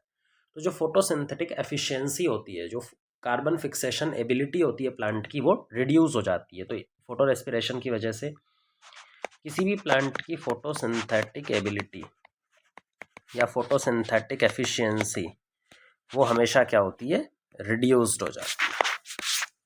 ठीक है, इसके अलावा यहाँ पर ध्यान से देखो, जब भी रेस्पिरेशन चलेगा, जब भी ऑक्सीडेशन होता है तो एनर्जी निकलती है। ये ऑक्सीडेशन का काम ही है एनर्जी को निकालना, तो ऑक्सीडेशन हुआ है तो एनर्जी तो निकल रही होगी, लेकिन ATP तो कहीं बन नहीं रहा है। तो जितनी एनर्जी निकलती है वो हीट की फॉर्म में निकलती है। तो C2 साइकिल के अंदर में जो एनर्जी निकलती भी है ना, वो किस फॉर्म में निकलती है, हीट की फॉर्म में। और हीट की फॉर्म में निकलने से प्लांट बॉडी की हीट रेजिस्टेंस और कम हो जाती है। तो प्लांट्स की जो हीट रेजिस्टेंस है, प्लांट बॉडी की जो हीट टॉलरेंस है, उसको भी ये रिड्यूस कर देता है ड्यू टू हीट प्रोडक्शन। जो एनर्जी प्रोड्यूस कर रहा है वो किस फॉर्म में प्रोड्यूस करता है, हीट की फॉर्म में एनर्जी प्रोड्यूस करता है। पूरी तरह से एक वेस्टफुल प्रोसेस है, कोई भी काम का ये नहीं होता, लेकिन ये मजबूरी में प्लांट को करना पड़ता है, क्योंकि Rubisco enzyme by functional enzyme है। तो रुबिस्को एंजाइम जो बाई फंक्शनल नेचर का होता है, उसकी वजह से ये प्लांट बॉडी के अंदर में C2 साइकिल ऑपरेट कर रही होती है। अब बात करते हैं C2 साइकिल को अवॉइड करने के लिए कुछ प्लांट्स ने अपने अंदर में एक नई साइकिल इजाद की है, नई साइकिल अडॉप्ट कर ली है, जिसको बोलते हैं C4 साइकिल या फिर हैच एंड स्लैक पाथवे। तो C2 साइकिल को अवॉइड करने के लिए कुछ स्पेसिफिक ग्रुप ऑफ प्लांट है, जिसका पूरा नाम ही है C4 प्लांट्स। इन्होंने क्या किया, अपने अंदर में अडेप्ट कर लिया है, एक अडेप्टेशन कर लिया है, एन एडिशनल साइकिल। इनकी बॉडी में एक एडिशनल साइकिल चलती है in addition to C3 cycle. वही C3 साइकिल तो चलेगी ही, C3 साइकिल से तो खाना बनता है, वो डार्क रिएक्शन है। बट C3 साइकिल के अलावा एक और साइकिल चलती है जिसको बोलते हैं C4 साइकिल। और ये जो C4 साइकिल है, इसका एक ही काम है कि C2 साइकिल प्लांट बॉडी में अवॉइड कर पाए, C2 साइकिल को रोक पाए। और अगर प्लांट बॉडी में C2 साइकिल नहीं होगी तो C3 साइकिल बहुत अच्छे से हो पाएगी, क्योंकि C2 साइकिल जो है वो C3 साइकिल की एफिशिएंसी को रिड्यूस कर रहा होता है। अब C4 प्लांट्स या C4 साइकिल किन प्लांट्स के अंदर में ऑपरेट करती है ना? क्या सारे प्लांट्स में ऑपरेट कर सकती है? क्योंकि C2 साइकिल तो वेस्टफुल प्रोसेस है, तो सारे प्लांट्स इसको अडॉप्ट कर लेने चाहिए? नहीं, ये प्रोसेस है, ये कुछ स्पेसिफिक प्लांट्स में चलता है जिनका नाम है C4 प्लांट्स। सिर्फ इन्हीं के अंदर क्यों चलता है? क्योंकि C4 प्लांट्स के अंदर में एक स्पेशल लीफ एनाटमी मिलती है। C4 प्लांट्स के अंदर में जो लीफ का सेल ऑर्गेनाइजेशन या फिर लीफ एनाटमी की बात करें तो वो एक स्पेशल टाइप की लीफ एनाटमी शो करता है, जिस एनाटमी का नाम है क्रांज एनाटमी या फिर रीथ एनाटमी। क्रांज और रीथ एनाटमी। क्रांज और रीथ का मतलब होता है सर्कुलर लेयर, सर्कुलर लेयर्स। अगर कोई चीज या कोई सेल सर्कुलर लेयर की फॉर्म में, लेयर बाय लेयर एक दूसरे के ऊपर में अरेंज्ड है मल्टीपल लेयर्स की फॉर्म में, तो ऐसे एनाटमी को बोलते हैं क्रांज या फिर रीथ एनाटमी। ये C4 प्लांट्स के लीफ में देखने को मिलती है। मान लो ये हमारे पास में C4 प्लांट है, उसका पत्ता है, और ये हमारे पास में वीन्स है। हमारे पास में क्या बनी हुई है? वीन्स हमने बना दी है, छोटी छोटी डायमीटर कम होता हुआ वीन्स ये बना दी। अच्छा, इन वीन्स के अंदर में जाइलम और फ्लोएम प्रेजेंट होते हैं, ये भी पता है आपको, ठीक। तो हम इसका एक क्रॉस सेक्शन ले लेते हैं। इस लीफ का क्या करते हैं? एक क्रॉस सेक्शन ले लेते हैं, इसको काट के परपेंडिकुलरली ऑब्जर्व करते हैं, तो इसकी लीफ एनाटमी समझ में आएगी। भाई सबसे बीच में क्या प्रेजेंट है? जाइलम और फ्लोएम। किसी भी प्लांट पत्ते में सबसे बीच में प्रेजेंट होता है, उसके बीन में प्रेजेंट होता है जाइलम और फ्लोएम। जाइलम और फ्लोएम के आसपास के जो सेल हैं वो सर्कुलर लेयर्स की फॉर्म में अरेंज्ड होते हैं। दो तरह के सेल होते हैं इसके आसपास, और वो मल्टीपल लेयर्स की फॉर्म में अरेंज्ड होंगे। सबसे पास वाले जो सेल होते हैं they are bundle sheath cell. ये जो बिल्कुल पास वाले सेल हैं, बड़े बड़े सेल्स जो हम पीले कलर से बना रहे हैं, these are bundle sheath cells. ये किसको रिप्रेजेंट कर रहे हैं भाई? बंडल शीथ सेल को रिप्रेजेंट कर रहे हैं। बंडल शीथ सेल की खास बात होती है कि इनकी सेल वॉल काफ़ी थिक होती है। हम एक दो में बना लेते हैं, बाकी आप इसको मान सकते हैं कि इनकी जो सेल वॉल होती है वो बहुत ही ज़्यादा थिक सेल वॉल होती है, और इनका अरेंजमेंट काफ़ी कॉम्पैक्ट होता है। ये एक दूसरे से काफ़ी चिपक चिपक कर प्रेजेंट होते हैं, इनके बीच में इंटरसेल्युलर गैप प्रेजेंट नहीं होता। So these are bundle sheath cell, जो कि थिक सेल वॉल से बने हुए हैं। सेल वॉल इनकी काफ़ी थिक है, अरेंजमेंट जो है वो काफ़ी कॉम्पैक्ट है, जिसकी वजह से इंटरसेल्युलर स्पेस यहाँ पे प्रेजेंट नहीं है। बंडल शीथ सेल के ऊपर में मीजोफिल सेल प्रेजेंट होते हैं, जो थिन वॉल होते हैं। इनके कंपैरिजन में तो थिन वॉल नेचर फॉर्म में प्रेजेंट होते हैं। ये प्रेजेंट है जो वाइट कलर से हम बना रहे हैं, मीजोफिल सेल। जो वाइट कलर से हम बना रहे हैं, these are mesophyll cell. Thin walled होते हैं और इनके बीच में गैप प्रेजेंट होता है। So these are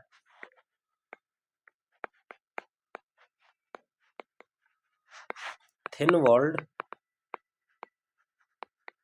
plus intercellular space यहाँ पे प्रेजेंट होता है। जो कॉम्पैक्ट अरेंजमेंट है वो यहाँ देखने को नहीं मिलता है। अब यहाँ पर देखो, वस्कुलर बंडल है सबसे बीच में, जाइलम फ्लोएम। जाइलम फ्लोएम के आसपास बंडल शीथ सेल हैं जो लेयर का फॉर्मेशन कर रहे हैं। एक सिंगल लेयर का फॉर्मेशन करते हैं, मल्टीपल लेयर भी बना सकते हैं। फिर मीजोफिल सेल हैं जो मल्टीपल लेयर का फॉर्मेशन कर रहे हैं। इसी अरेंजमेंट, इसी एनाटमी को बोलते हैं रीथ या फिर क्रांज एनाटमी। अब इस क्रांज एनाटमी की खास बात है कि क्लोरोप्लास्ट का प्रेजेंस। भाई क्लोरोप्लास्ट नॉर्मल प्लांट्स में सिर्फ और सिर्फ मीजोफिल सेल में पाए जाते हैं।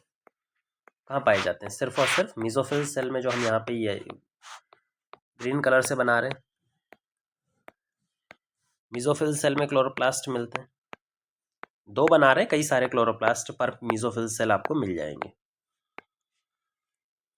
लेकिन C4 एनाटमी या फिर क्रांज एनाटमी की खास बात है कि मीजोफिल सेल के अंदर तो क्लोरोप्लास्ट पाए ही जाते हैं, बट जो बंडल शीथ सेल हैं यहाँ पर भी क्लोरोप्लास्ट पाए जाते हैं। बल्कि यहाँ के जो क्लोरोप्लास्ट हैं वो नंबर में ज़्यादा होते हैं, और साइज में भी कंपैरेटिवली मीजोफिल सेल के क्लोरोप्लास्ट से बड़े होते हैं। तो यहाँ पर देखो, बड़े बड़े ज़्यादा नंबर ऑफ क्लोरोप्लास्ट प्रेजेंट हैं, बड़े बड़े ज़्यादा नंबर ऑफ क्लोरोप्लास्ट यहाँ पे प्रेजेंट होते हैं। ये पूरे में प्रेजेंट है, हमने कुछ में बना दिया। मतलब बंडल शीथ सेल के पास में भी क्लोरोप्लास्ट प्रेजेंट है और मीजोफिल सेल के पास में भी क्लोरोप्लास्ट प्रेजेंट है। लेकिन मीजोफिल सेल और बंडल शीथ सेल के क्लोरोप्लास्ट में कुछ बेसिक फ़र्क होता है, कुछ बुनियादी फ़र्क होता है जो इन दोनों के बीच में डिफरेंस क्रिएट करता है, जिसको बोलते हैं डाईमॉर्फिक क्लोरोप्लास्ट।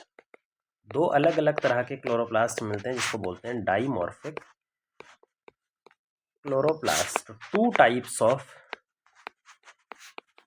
क्लोरोप्लास्ट। अब ये टू टाइप्स ऑफ क्लोरोप्लास्ट कौन कौन से हैं? एक है जो मीजोफिल सेल में मिलता है, एक है जो मीजोफिल सेल में मिलता है और दूसरा है जो बंडल शीथ सेल्स में मिलता है। मीजोफिल सेल में मिलने वाला जो क्लोरोप्लास्ट है वो स्मॉल साइज के हैं प्लस लेस न्यूमरस। नंबर में अगर हम बात करें तो कम होते हैं। बंडल शीथ सेल उल्टा होता है, लार्ज साइज के होते हैं और मोर इन नंबर। अगर नंबर की बात करें तो वो ज़्यादा होते हैं। जो क्लोरोप्लास्ट है उनकी बनावट में, उनकी जो इंटरनल स्ट्रक्चर है उसमें भी फ़र्क होता है। क्या फ़र्क होता है? मीजोफिल सेल के अंदर में, क्लोरोप्लास्ट के अंदर में स्ट्रोमा थैलेकॉइड भी मिलते हैं प्लस ग्रेना थैलेकॉइड भी मिलते हैं। ग्रेना थैलेकॉइड मतलब मीजोफिल सेल के अंदर में स्ट्रोमा थैलेकॉइड भी मिलेगा और ग्रेना थैलेकॉइड भी मिलता है। बंडल शीथ सेल के अंदर में सिर्फ स्ट्रोमा थैलेकॉइड मिलता है, only stroma thylakoid. Grana thylakoid यहाँ पर देखने को नहीं मिलता है।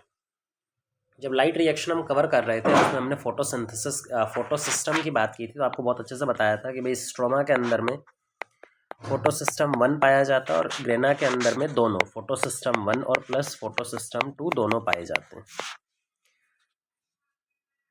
स्ट्रोमा के अंदर में सिर्फ और सिर्फ फोटोसिस्टम 1 पाया जाता है। अब यहाँ पर ध्यान से देखो तो बंडल शीथ सेल के अंदर में तो सिर्फ और सिर्फ स्ट्रोमा है, वहाँ तो ग्रेना प्रेजेंट नहीं है। तो बंडल शीथ सेल के अंदर में इनडायरेक्टली हम ये भी बोल सकते हैं कि सिर्फ फोटोसिस्टम 1 प्रेजेंट होता है, 2 प्रेजेंट नहीं होता। अच्छा, अगर अकेला 1 प्रेजेंट होता है तो कौन सा फॉस्फोराइलेशन चलता है? साइक्लिक फोटो फॉस्फोराइलेशन चलता है। वहीं पर अगर दोनों प्रेजेंट होते हैं तो हमारे पास में नॉन साइक्लिक वाला आपको याद होगा, नॉन साइक्लिक फोटो फॉस्फोराइलेशन।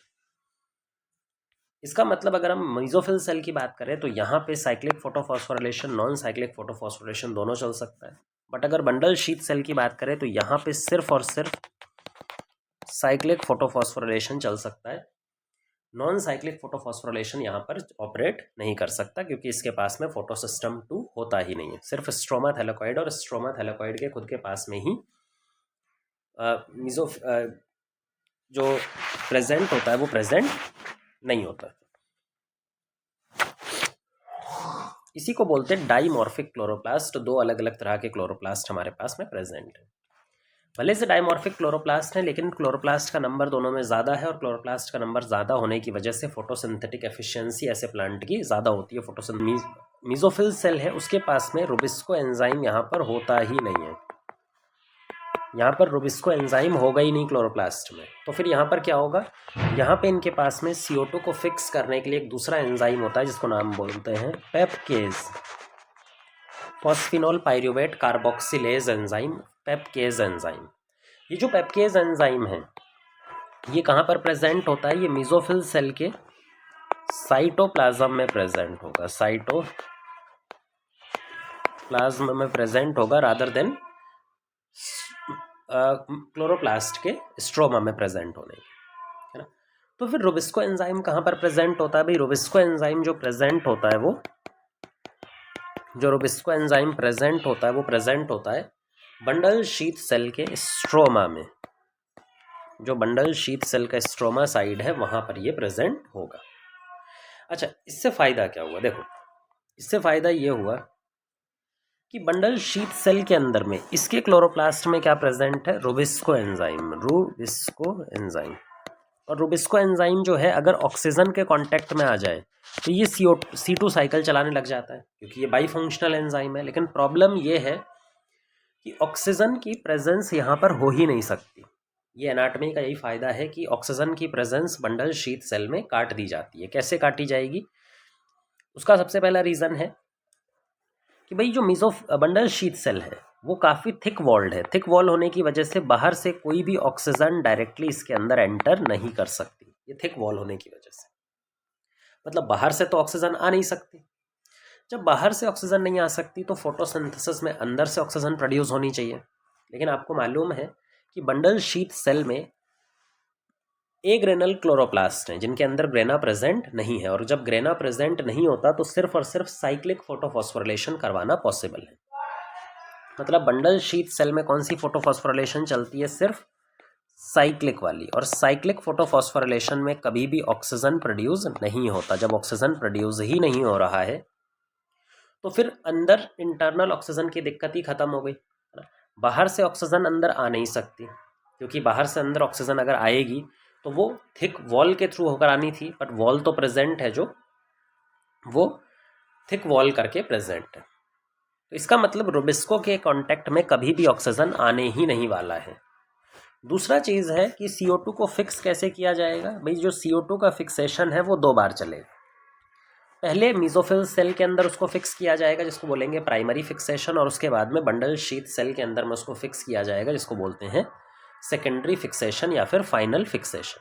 ठीक, अब कैसे फिक्सेशन होता है, कैसे C4 साइकिल ऑपरेट करती है पूरा, वो हम एक बार समझ लेते हैं, जहाँ पे मीजोफिल सेल के अंदर भी फिक्सेशन समझेंगे और बंडल शीथ सेल के अंदर भी फिक्सेशन समझने वाले हैं।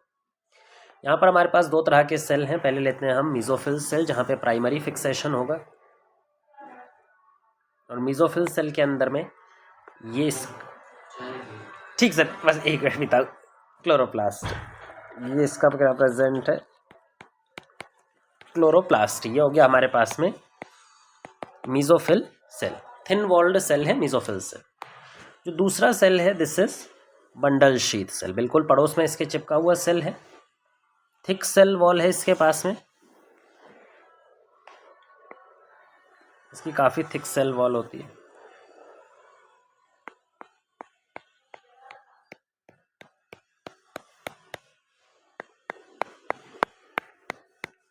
ये हमारे पास में है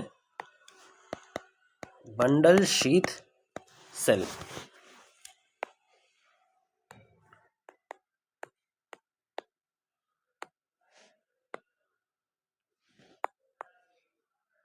बंडल शीथ सेल, एक बार हम इसको हाँ ये कर दिया। यहाँ पे कुछ कनेक्शन होते हैं भाई, दोनों के बीच में ट्रांसपोर्ट के लिए क्या होंगे? कुछ कनेक्शंस होंगे। जो कनेक्शन यहाँ पर प्रेजेंट होते हैं, these connections are plasmodesmata, plasmodesmata. ठीक,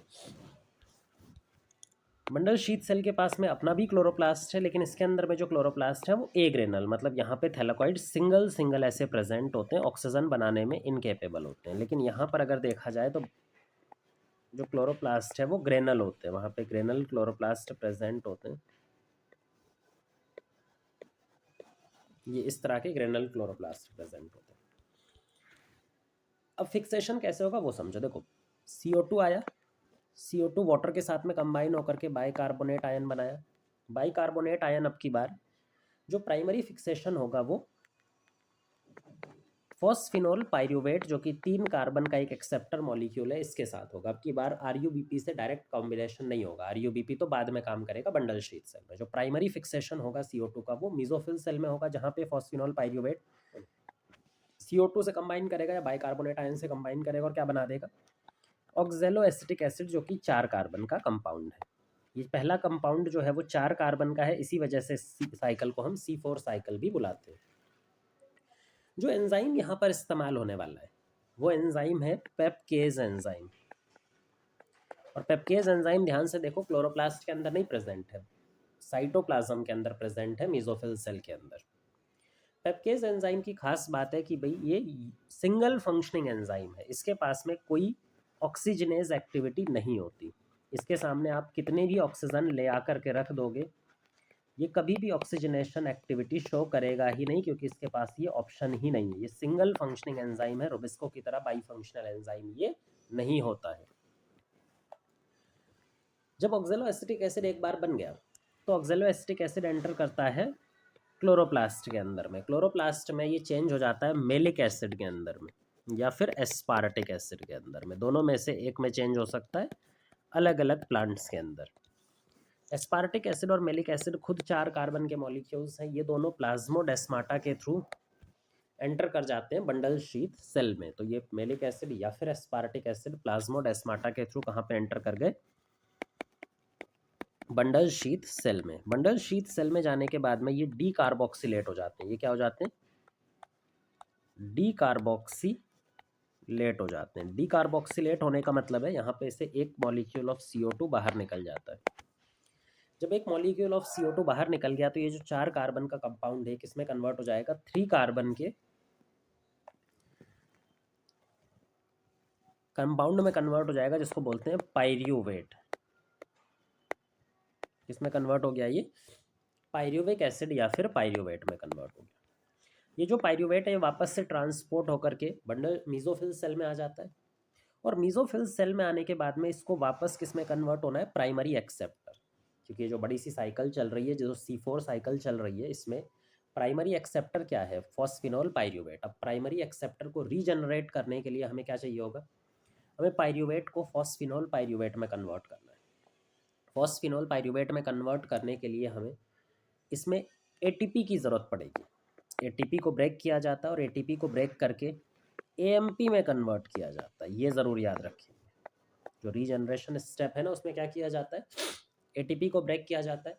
ATP को ब्रेक करके AMP में कन्वर्ट किया जाता है, ADP में कन्वर्ट नहीं किया जाता। AMP का मतलब है कि जो 2 फॉस्फेट ग्रुप ATP के 3 फॉस्फेट ग्रुप ATP के पास प्रेजेंट है, उनमें से 2 फॉस्फेट ग्रुप को हमने निकाल लिया, तो कितने बचे? सिर्फ एक फॉस्फेट ग्रुप। तो अब हम इसको बोलेंगे एडिनोसिन मोनोफॉस्फेट है ना। अब ये जो एडिनोसिन मोनोफॉस्फेट है, इसके फॉस्फेट ग्रुप हमने पायरुवेट के साथ ऐड कर दिए। इस एक्शन को करवाने के लिए एक एंजाइम की ज़रूरत पड़ती है जिसका नाम है फॉस्फिनोल पायरुवेट डाइकाइनेज। काइनेज जो होता है वो ATP को तोड़ता है, लेकिन डाइकाइनेज जो है वो ATP के 2 बॉन्ड्स को तोड़ेगा, इसीलिए इसका नाम है डाइकाइनेज, फॉस्फिनोल पायरुवेट डाइकाइनेज PPDK। ये हो गया C4 साइकिल। लेकिन C4 साइकिल चलाने का जो मेन रीज़न था वो था क्या? C4 साइकिल चलाने का मेन रीज़न था कि C3 साइकिल को हम उसकी एफिशिएंसी को इंक्रीज़ कर पाएँ। तो C3 साइकिल की एफिशिएंसी को इंक्रीज़ तब कर पाएंगे जब हमने जो यहाँ पे CO2 रिलीज़ किया है, यहाँ पर जो CO2 रिलीज़ किया है, क्योंकि बाहर से तो CO2 आ नहीं सकता डायरेक्ट, और अंदर CO2 कहाँ से आएगा? यहाँ से आएगा। ये जो CO2 है ये एंटर करती है क्लोरोप्लास्ट में। इसके क्लोरोप्लास्ट में प्रेजेंट है रोबिस्को एंजाइम। लेकिन इस रोबिस्को एंजाइम के आसपास ऑक्सीजन तो आ ही नहीं सकती, ना तो यहाँ प्रोड्यूस होती है ना ऑक्सीजन इंटरनली प्रोड्यूस होती है, सिर्फ साइक्लिक फोटोफॉस्फोरिलेशन ये करता है। तो रोबिस्को सिर्फ और सिर्फ क्या शो करेगा? Carboxylase activity. वो यहाँ पे सिर्फ और सिर्फ किसके फॉर्म में काम कर रहा होता है? कार्बोक्सिलेज एक्टिविटी परफॉर्म कर रहा होता है। और कार्बोक्सिलेज एक्टिविटी परफॉर्म करने की वजह से जो टी फिक्सेशन होता है वो यहाँ पे बहुत तेजी से चल पाता है। इस प्रोसेस को बुलाया जाता है जहाँ पे रोबिस्को जहाँ पर प्रेजेंट है वहाँ पे CO2 की कंसंट्रेशन इंक्रीज की जा रही है। इसको बोलते हैं इंटरनल CO2 एनरिचमेंट। CO2 का क्या किया जा रहा है? एनरिचमेंट किया जा रहा है इंटरनली। कहाँ पर? जहाँ पे रोबिस्को प्रेजेंट है। और ऑक्सीजन पूरी तरह से हमने काट दी, यहाँ पर ऑक्सीजन का प्रेजेंस नहीं है, जिसकी वजह से रोबिस्को पूरी तरह से कार्बोक्सिलेज एक्टिविटी शो करेगा। और रोबिस्को जब कार्बोक्सिलेज एक्टिविटी शो करेगा, ऑक्सीजनेज एक्टिविटी शो नहीं करेगा, जिसकी वजह से C2 साइकिल ऑपरेट नहीं करेगी, ओनली C3 साइकिल। और जब ओनली C3 साइकिल चलेगी तो क्या होगा कि अपने आप फोटोसिंथेटिक एफिशिएंसी बढ़ जाती है। तो C4 प्लांट्स के अंदर में इसीलिए C4 फोटोसिंथेटिक एफिशिएंसी ज़्यादा होती है। फोटोसिंथेटिक एफिशिएंसी ज़्यादा होने के साथ में जो वाटर यूटिलाइजेशन होता है वो भी बेटर होता है। वाटर यूटिलाइजेशन भी बेटर होता है। अगर यहाँ पे CO2 फिक्सेशन भी अच्छा है, वाटर यूटिलाइजेशन भी बेटर है, तो सिर्फ कुछ ही प्लांट्स C4 साइकिल में स्विच क्यों हुए हैं? सारे प्लांट्स CO2 प्लांट्स में स्विच क्यों नहीं हो गए? इसका रीज़न है एनर्जी कैलकुलेशन। जब आप एनर्जी कैलकुलेशन करते हो फॉर 1 CO2 फिक्सेशन, एक मॉलिक्यूल ऑफ CO2 को फिक्स करने के लिए अगर हम C3 प्लांट्स की बात करें और वहीं पे अगर हम C4 प्लांट्स की बात करें, दोनों में से डिफरेंस आपको दिखाई पड़ेगा। C3 प्लांट्स के अंदर में केवल और केवल C3 साइकिल चलती है, जबकि C4 प्लांट्स में C3 साइकिल तो चलता ही है लेकिन C4 साइकिल भी साथ में ऑपरेट करता है। अच्छा, C3 साइकिल चलाने के लिए एक CO2 फिक्स करने के लिए हमें 3 ATP और 2 NADPH2 लगता है। लेकिन अगर हम यहाँ पे बात करें तो यहाँ पे भी सेम रहेगा, 3 NADPH2 और 2 NADPH2। बट C4 साइकिल में 2 ATP और एडिशनल लगते हैं। आपने C4 साइकिल देखा तो वहाँ पे रीजनरेशन स्टेप के दौरान एक ATP AMP में कन्वर्ट होता है। जब भी ATP AMP में कन्वर्ट होता है ना, तो वो इक्विवेलेंट होता है 2 ATP के। तो इसलिए आप बोलते हैं कि C4 साइकिल में एडिशनल 2 ATP और लगते हैं। ठीक है, जब एडिशनल 2 ATP और लग रहे हैं तो टोटल ATP कितने हो गए? 5 ATP। और NADH2 PH2 की बात करें तो 2 NADPH2 का यूटिलाइजेशन यहाँ पे हो रहा होता है। और यहाँ पे तो 3 और 2 का रेशो ही चल रहा होता है, 3 ATP और 2 NADPH2 यहाँ पर ऑपरेट कर रहे होते हैं। तो ये सारे कुछ रीज़न हैं जिसकी वजह से जो C4 साइकिल है वो एनर्जेटिकली ज़्यादा डिमांडिंग है, उसमें एनर्जी ज़्यादा खर्चा होता है, उसमें एनर्जी का जो यूटिलाइजेशन है वो ज़्यादा है as compare to C4 plant. C3 plant, C4 plant में ज़्यादा एनर्जी यूज़ होती है। जैसे अगर हम एक ग्लूकोज को फिक्स करने की बात करें तो आपको और अच्छे से समझ में आएगा। एक ग्लूकोज में 6 कार्बन होते हैं, अगर ये C3 प्लांट होता तो 6 से मल्टीप्लाई करेंगे 18 ATP यूज़ होंगे और 12 NADPH2 यूज़ होंगे। लेकिन अगर यहीं पे अगर ये C4 प्लांट होता तो वहाँ पे टोटल 30 ATP, क्योंकि हर कार्बन को फिक्स करने के लिए 5 ATP, तो 6 कार्बन को फिक्स करने के लिए ग्लूकोज को बनाने के लिए 30 ATP, और NADH2 का नंबर तो चेंज नहीं होता तो 12 NADH2। तो ये कुछ कैलकुलेशन है जहाँ पे आप देख सकते हो कि 12 ATP का फर्क आता है पर ग्लूकोज, और ये 12 ATP बहुत ज़्यादा वो होता है क्योंकि हमें बहुत सारे ATP ग्लूकोज बनाने होते हैं, तो ये बहुत ज़्यादा अनफेवरेबल हो जाता है एनर्जेटिकली। इसीलिए सिर्फ कुछ प्लांट ग्रुप्स ही C4 प्लांट्स में स्विच हुए हैं। कौन से वाले? जो ड्राई ट्रॉपिकल एरियाज में पाए जाते हैं, ट्रॉपिकल ड्राई हॉट एरियाज में। तो ऐसे एरियाज में पाए जाते हैं ना, उनके अंदर C2 साइकिल चलने की प्रोबेबिलिटी बहुत ज़्यादा होती है। तो C2 साइकिल की प्रोबेबिलिटी को कम करने के लिए ऐसे प्लांट ने अपने अंदर में C4 साइकिल इवॉल्व की है, जिसके एग्जाम्पल है सोरगम, मेज, शुगर केन, ये सारे हमारे एग्जाम्पल हैं। अमरंथस, ये सारे मोनोकॉट्स हैं, जबकि ये डाइकॉट है। डाइकॉट इसलिए बताया कि भाई आपको ये ना लगे कि सारे के सारे मोनोकॉट्स ही C4 प्लांट होते हैं, ऐसा कुछ नहीं है। डाइकॉट भी C4 प्लांट हो सकते हैं, जैसा कि हमारा एमरैंथस होता है। ये हमने C4 cycle, C3 cycle, C2 cycle cover कर ली। एक और साइकिल बची हुई है कैम साइकिल। तो हम बात करते हैं कैम साइकिल। वैसे वो NCERT में नहीं दी हुई है, पर वो इंपॉर्टेंट है, वो समझने के लिए फोटोसिंथेसिस को ज़रूरी है। Crassulacean acid metabolism pathway, CM pathway, जिसको हम क्रेसुलेशन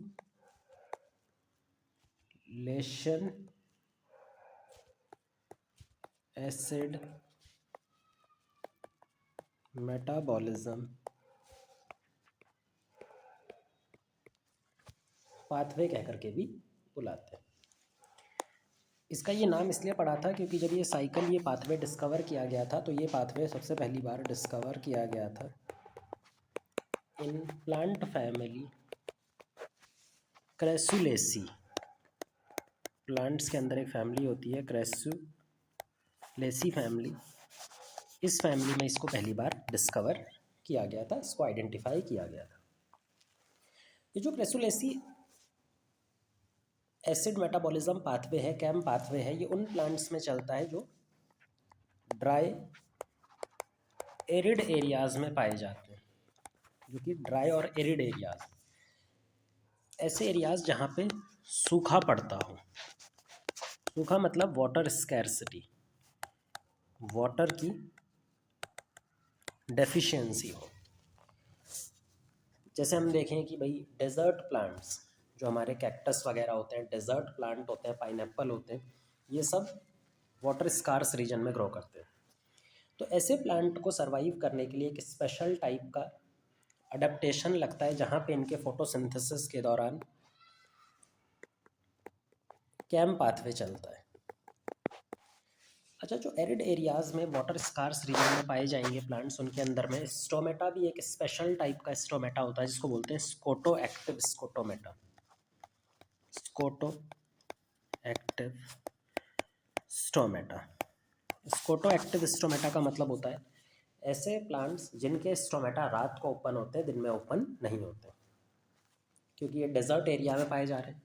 अगर ये दिन के टाइम में अपने स्टोमेटा ओपन करेंगे तो उस केस में क्या होगा कि इनका वाटर लॉस बहुत ज़्यादा एक्सलरेट हो जाएगा और उनकी डेथ हो जाएगी ड्यू टू वाटर लॉस। अब प्रॉब्लम ये है कि भाई दिन के टाइम पे, डे टाइम पे इनके स्टोमेटा क्या होते हैं, क्लोज्ड। डे टाइम पे स्टोमेटा क्लोज्ड होते हैं और नाइट टाइम में स्टोमेटा ओपन होते हैं। नाइट टाइम में क्या होते हैं, स्टोमेटा ओपन होते हैं और डे टाइम में स्टोमेटा क्लोज्ड होते हैं। जो स्टोमेटा पोर है, स्टोमेटा है, वो दो काम करता है। पहली बात तो वो वाटर के लॉस को गाइड करता है और दूसरा एयर के एक्सचेंज, ऑक्सीजन और CO2 के एक्सचेंज में हेल्प करता है। अब डे और नाइट के अंदर स्टोमेटा का क्लोजर और ओपनिंग जो है वो गैसियस एक्सचेंज को भी अफेक्ट करती है। अगर हम बात करें एक मीजोफिल सेल की, यहाँ पे एक मीजोफिल सेल बनाते हैं।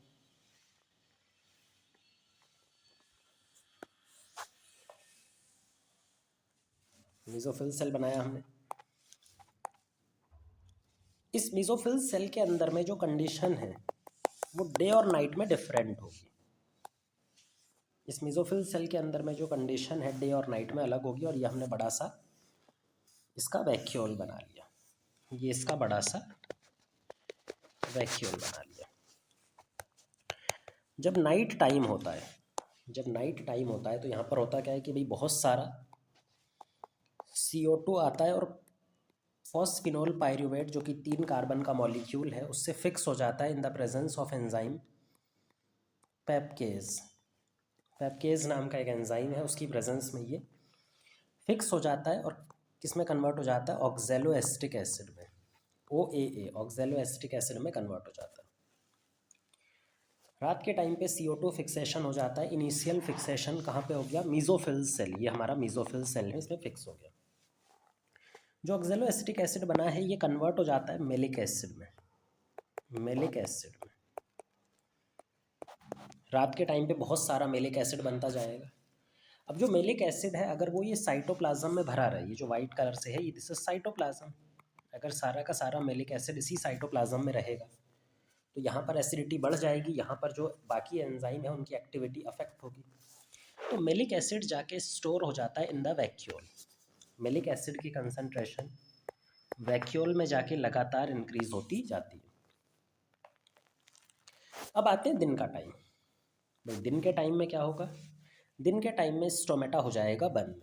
स्टोमेटा बंद हो गया मतलब बाहर से कोई CO2 अंदर नहीं आ सकती। लेकिन दिन के टाइम में सनलाइट प्रेजेंट है।